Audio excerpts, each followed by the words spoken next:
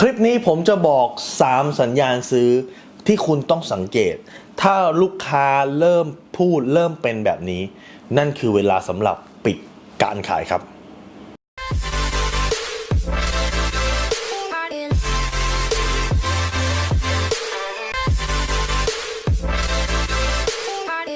ในคลิปนี้ครับผมจะบอก3สัญญาณซื้อครับซึ่งเป็นสิ่งที่ลูกค้าพูดแล้วคุณต้องตั้งใจฟัง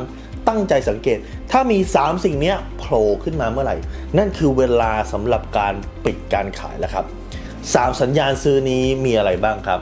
สัญญาณซื้อที่1ครับลูกค้าเริ่มถามซ้ำเริ่มถามวนครับถ้าเมื่อไหร่ก็ตามลูกค้าเริ่มถามซ้ำเริ่มถามวนแปลว่าเขาอยากได้แล้วแต่มันมีบางอย่างที่เขายังติดในใจอยู่ครับในสมองเขายังมีการคิดทบทวนมีการชั่งตวงซ้ายขวาหน้าหลังกำลังชั่งใจอยู่ก็จะถามคำถามซ้ำเดิมๆแบบเป๊ะๆเลือกจะบิดบางคำเปลี่ยนบางคำแต่ความหมายเป็นแบบเดิมนั่นคือเขาอยากซื้อแล้วนะแต่ประเด็นที่เขาถามคือประเด็นที่เขายังติดอยู่ครับนี่คือข้อที่1ฮะสัญญาณซื้อแรกคือการถามซ้ำครับและสัญญาณซื้อที่2ครับเขาจะอ้างอิงคนรู้จักเช่นตัวนี้น้องผมก็เคยซื้อแล้วนะครับตัวนี้เพื่อนผมก็เคยซื้อแล้วนะครับตัวนี้ข้างบ้านผมเคยซื้อแล้วตัวนี้เจ้านายผมเคยซื้อแล้วเนี่ยแปลว่าอะไรครับแปลว่าเขาเริ่มที่จะอ้างอิงคนรู้จักแล้วเขาเริ่มที่จะมีภาพตัวเองใช้ตามคนรู้จักแล้วครับดังนั้นเมื่อไหร่ก็ตามที่เขามีสัญญาณซื้อแบบนี้เริ่มอ้างอิงเริ่มพูดถึงคนรู้จักปั๊บนั่นคือสเต็ปของสัญญาณซื้อแล้วครับว่าเขาอยากได้ตัวนี้จริงๆครับ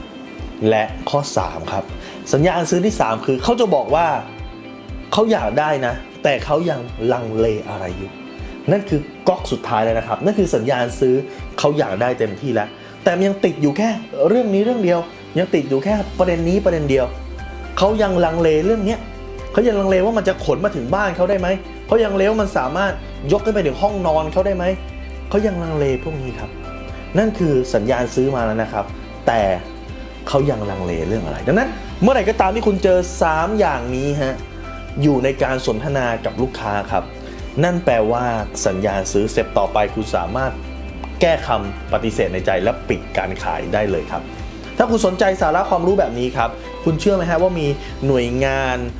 ที่เกี่ยวกับการขายเกี่ยวกับธุรกิจหลายๆหน่วยงานที่เอาคลิปวิดีโอเพจรอบตอบโจทย์ธุรกิจเนี่ยเอาไปเปิดตอนเช้าให้กับพนักงานขายดูทุกวันแล้วยอดขายขึ้นมหาศาลครับคุณสามารถทำอย่างนั้นได้เช่นเดียวกันถ้าคุณเป็นเซลล์เป็นพนักงานขายและเป็นเจ้าของธุรกิจครับถ้าคุณสนใจสาระความรู้แบบนี้ครับคุณสามารถกดติดตามไปที่เพจรู้รอบตอบโจทย์ธุรกิจทุกวัน 7:30 ตรงเป๊ะ